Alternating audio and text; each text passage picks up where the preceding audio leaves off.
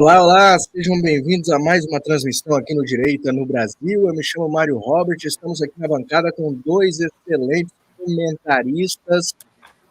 Fábio Pon, seja bem-vindo mais uma vez aqui à bancada, meu amigo. Divide a bancada todos os dias, de segunda a sexta, sempre ao meio-dia, com o Mário Robert. Muito obrigado, meu querido. Muito prazer estar aqui, né? Sempre bom a gente ter. Aqui é de manhã, né? Café da manhã. O meu café da manhã batendo papo com a galera brasileira aí. Então sejam todos bem-vindos aí. Vai ser bom a gente bater esse papo hoje. É isso aí. Meu querido também amigo, doutor Cláudio Luiz Caivano, que também está aqui nos prestigiando com a sua presença nesta manhã. Na hora do almoço aqui, né, no Brasil, o pessoal está almoçando aí, alguns estão no trabalho, alguns estão aí em casa com a família, mas nós viemos trazer as verdades dos fatos sobre o escândalo das joias, não é isso mesmo, meu querido doutor Cláudio Caivano? Seja bem-vindo. Salve, meu querido amigo Mário Robert. Mário Robert é show, viu, gente? Se vocês não sabem, Mário Robert é show. Salve, Fábio. Prazer dividir a bancada contigo novamente. Você deve estar aí há 2, 3 horas antes da gente, né? Mais cedo, é isso? 4. 4 horas? Então você tá próximo aqui da linha do Equador, né? Bom, a grande questão aqui, Mário, primeiro agradecer o teu convite, né? Agradecer essa oportunidade de estar aqui falando com pessoas diferentes, embora a gente tenha públicos similares, e poder trazer aí a visão jurídica desse caso, que é um escândalo. E não é porque o Bolsonaro tenha levado algum tipo de joia, é justamente o contrário, é o fato dele não ter levado nada. É isso aí, meus amigos. Eu quero agradecer aqui a presença de todos que já chegaram na live. Eu peço para vocês convidarem mais pessoas para estarem aqui conosco, colhendo dessas notícias que nós vamos trazer aqui. O doutor Cláudio Caivano vai fazer uma análise mais técnica aqui. Nós estamos aqui dispostos a tentar, né, esmiuçar um pouco disso tudo que está acontecendo contra o nosso querido capitão Jair Messias Bolsonaro. Então eu peço para você deixar o like, primeiramente, e compartilhar em todos os grupos que você faz parte, grupos de notícias, grupos de direita, cristãos, bolsonaristas, enfim. Aqui é um canal bolsonarista e nós queremos alcançar o máximo do público para que a gente possa levar a verdade, tá bom? Vamos então seguindo aqui para a primeira matéria que eu já vou jogar na tela para a gente comentar em cima. Vamos lá. Caso das joias. Polícia Federal admite erro em relatório e reduz valor supostamente desviado por Bolsonaro. Inicialmente, o valor divulgado pela corporação é superior a 25 milhões de reais, quase 4 vezes mais do que o número informado agora, 6,8 milhões de reais. A Polícia Federal corrigiu o valor supostamente desviado pelo ex-presidente Jair Bolsonaro no caso das joias sauditas. O montante foi ajustado para 1,2 milhões de dólares, equivalente a 6,8 milhões de reais. No início da investigação, a PF havia informado um valor quase 4 vezes maior. Começando aqui pelo meu querido Cláudio Caivano, já trazendo algumas informações que ele colheu, né, durante aí, esse escândalo acontecer. Acredito que o doutor já estava aí esmiuçando essas notícias e ele pode trazer mais detalhes para a gente. O que aconteceu? 4 vezes maior o valor que supostamente foi desviado, querido doutor Caivano. É perseguição? Não, Mário, você faz como no programa Mário Robert é show, né? Você tenta tirar as palavras da minha boca, me colocar em saia justa. Brincadeira à parte, vamos falar sério, porque essa questão é bastante séria, bastante forte. O que está acontecendo é público e notório, e a gente tem que deixar isso muito claro para toda a sua audiência e pedir a vocês, compartilhem o vídeo para que mais e mais pessoas possam receber a informação. A base de tudo seriam presentes recebidos pelo Jair Messias Bolsonaro em situação enquanto presidente da República. Pois bem, a lei, eu não tenho aqui o número da lei, mas a lei diz literalmente o seguinte: os itens protocolares, ou seja, aqueles que são recebidos pelo presidente da República e toda a sua comitiva em eventos oficiais, devem ser incorporados ao acervo da União, portanto, não pertenceriam ao presidente da República. O contrário, aqueles recebidos fora de eventos oficiais, fora de eventos protocolares e de uso pessoal. Então, aí você tem uma lista que a própria lei traz, né, através de uma portaria complementar. Você tem caneta, colar, relógio, bijuterias, outros tipos de artefatos, camisas, às vezes roupas e utensílios. Esses itens seriam personalíssimos. O que o termo personalíssimo significa?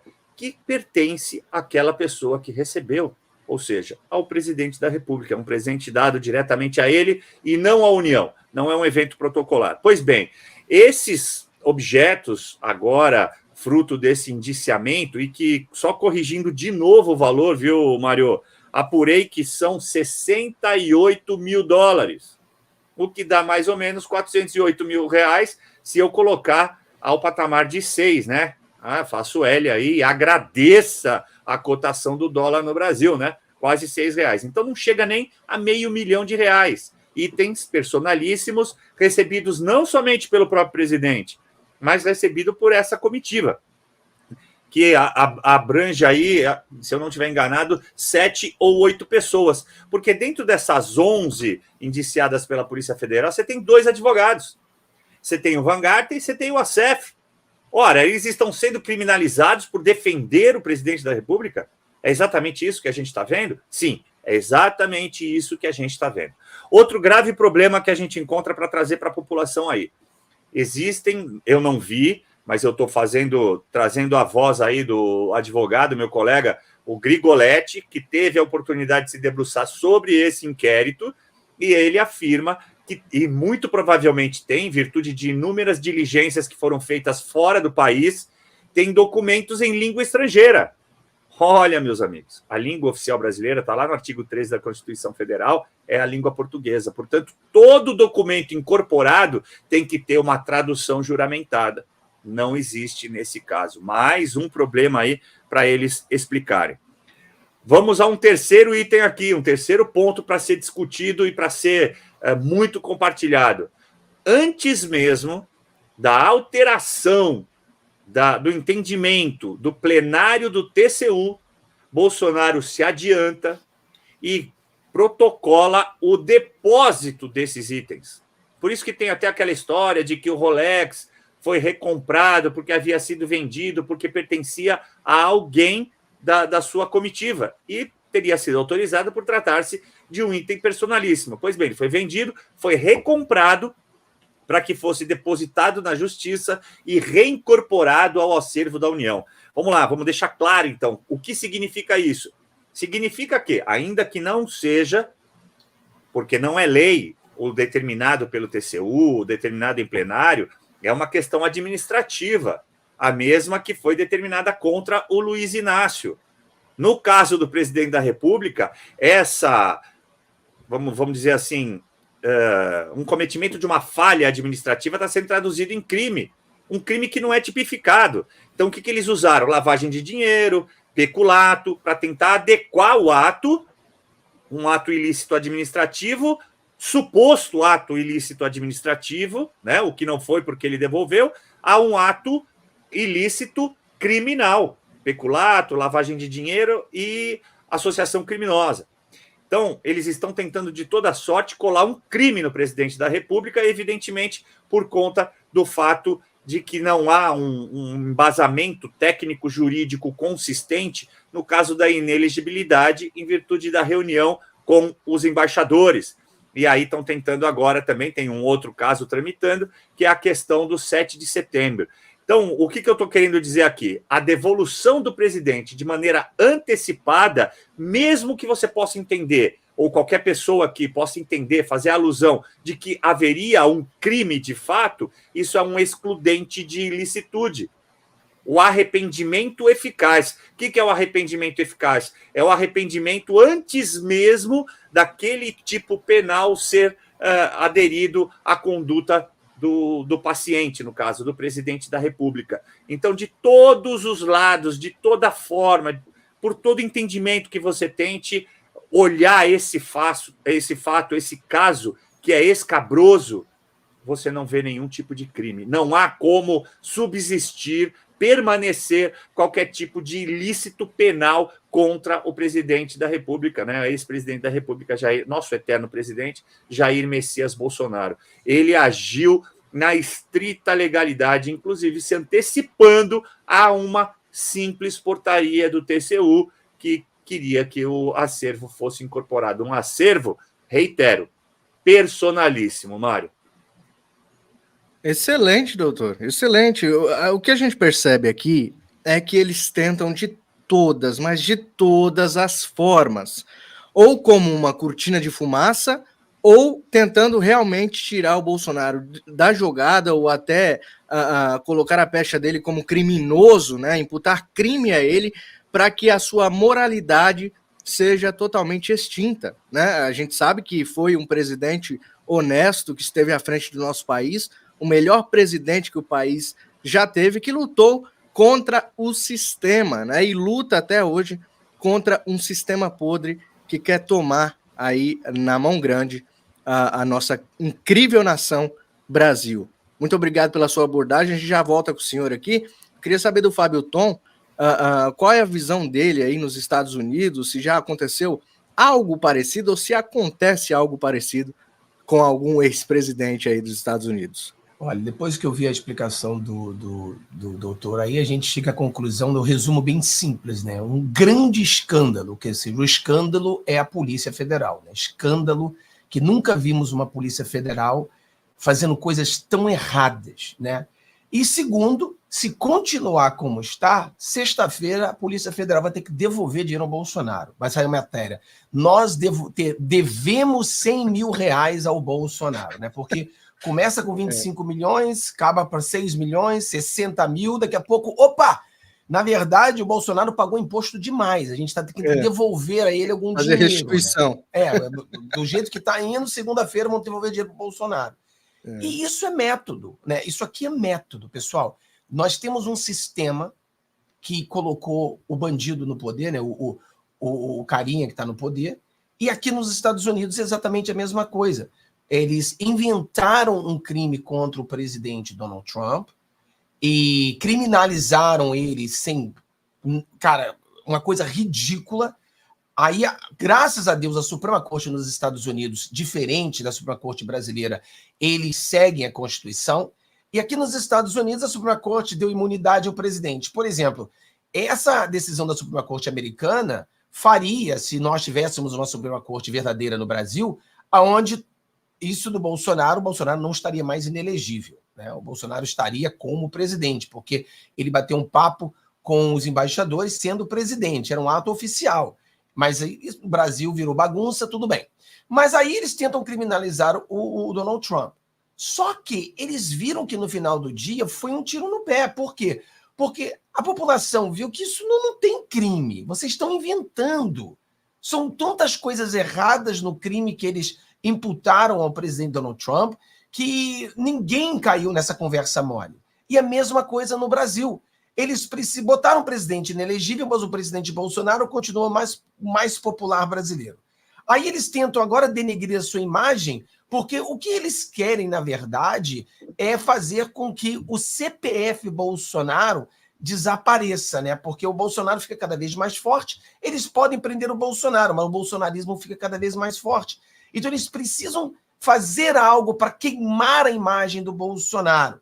Só que não tem como eles inventarem essas coisas, né? Como é que eu fico pensando, como é que pode a Polícia Federal fala que é 25 milhões e depois vai para 68 milhões, agora é 68 mil? Quer dizer, pelo amor de Deus, quem que vai acreditar nesses absurdos? Então é uma coisa assim, uma perseguição política implacável. Eu li hoje, aqui nos Estados Unidos, que estão agora indo para cima da Le Pen na França, investigando também. Olha só, que coincidência. Se você é de direita em qualquer lugar do mundo, é só você ser oposição à esquerda que você já tem motivos para ser investigado por algum tipo de crime que eles irão imputar a você. Então eu acho que a gente volta à época da União Soviética, da polícia secreta, aonde você diz quem é o homem e eu vou imputar esse crime e acabou. E é isso que eles estão tentando fazer, né? É um absurdo total, mas em resumo é isso aí, é um escândalo da Polícia Federal e se continuar assim, sexta-feira eles vão dever dinheiro ao Bolsonaro. Com certeza absoluta, a gente vai ver isso aí no nosso canal até sexta-feira. Agora, o Caivano, ele trouxe aqui, ele falou sobre um trecho de um vídeo do Grigoletti, né, que é amigo dele, e eu vou jogar na tela só um trechinho, só para a gente ver o que realmente foi falado no vídeo, aí a gente volta a comentar sobre isso. Bom, é a primeira vez agora, né, que eu vejo um processo com um monte de documento em língua estrangeira. Ué, mas pode, Emerson, documento em língua estrangeira em processo judicial brasileiro? Pode, lógico que pode. Pode, desde que haja tradução juramentada. Então, aqui nós temos o primeiro ponto ali, que é a violação clara e precisa do artigo 192 do Código de Processo Civil, que diz que todos os atos e termos do processo é obrigatório o uso da língua portuguesa. Pergunto, a PF não sabia dessa regra de direito? Ela pode simplesmente... E ficou uma coisa tão bizarra. Se vocês olharem o relatório, eles não juntam o documento inteiro. Eles tiram pedaços de documentos em inglês, jogam lá no meio do processo e falam que esse documento significa tal coisa. Tá, mas pode isso? Não pode, né? O artigo 192 está lá. Parece que a Polícia Federal não sabe fazer o seu trabalho básico, né, de respeitar o comando jurídico, que toda a documentação, os atos e termos devem ser em língua portuguesa. Então, começa por ali o show de horrores. Além dessa questão da tradução juramentada, é uma questão bem interessante em relação aos recortes que foram juntados ali. Bom, falou-se, ficou explorando, tal, tinha conversa de WhatsApp, não sei o quê. Agora, sabe o que é engraçado, Mário? É muito engraçado porque não se tem a conversa na íntegra. O que se tem, na verdade, ali são trechos recortados de falas. E detalhe, esses trechos estão editados, vejam só.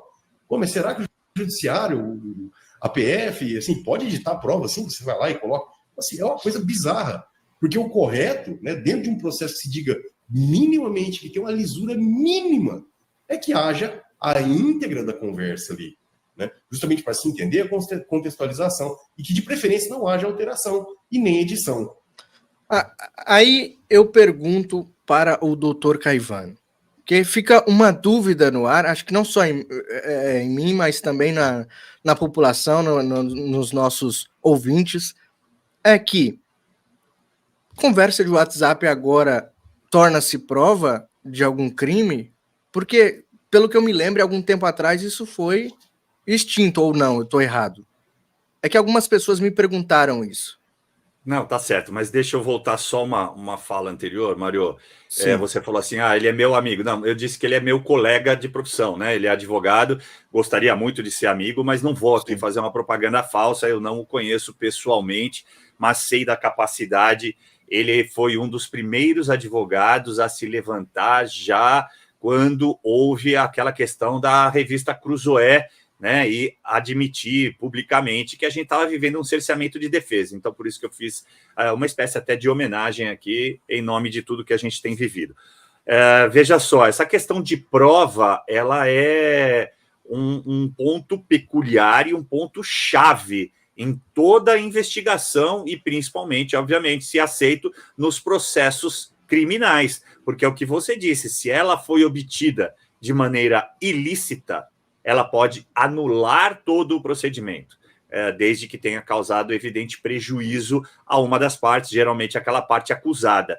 Então, o que o Emerson estava tentando, o doutor Emerson estava tentando dizer aí, é que não se sabe de que forma essa prova foi obtida, esse é o primeiro ponto. E o segundo, como ele muito bem destacou, é que ela foi editada. Bom, há algum problema na edição? Não, desde que eu conserve o contexto, né? Ou seja, desde que eu consiga abstrair daquele trecho que foi editado a efetiva motivação daquela conversa. Porque senão ela não serve de prova, não pode servir de prova. Ela é parte da intimidade, da privacidade daquelas pessoas investigadas. Então há um grave problema nisso, uma grave violação de direitos, como tudo que a gente tem visto ultimamente no Brasil. A PF, infelizmente, ela está servindo aí como uma estase, né?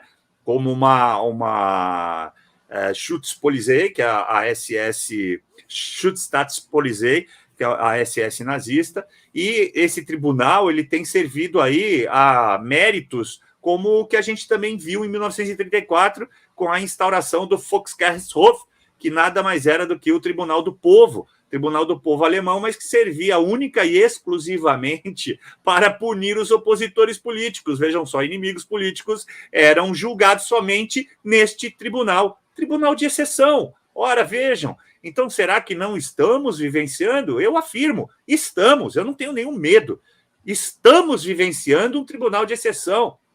Pessoas como você bem sabe, Mário, que eu defendo, 20 pessoas, são julgadas no STF, completamente incompetente para esse tipo de questão. Por quê? Porque essas pessoas não têm o foro, chamado popularmente de foro privilegiado, aquele foro por prerrogativa de função, porque não são deputados federais, não são deputados estaduais, não são senadores da República, não tem nenhum cargo público que se adeque ao foro por prerrogativa de função.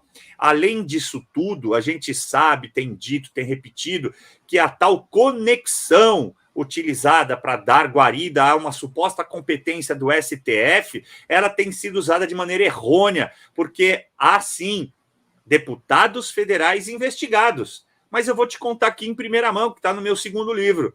Eles já tiveram, dentro desses casos de investigação, o pedido da própria PGR de arquivamento.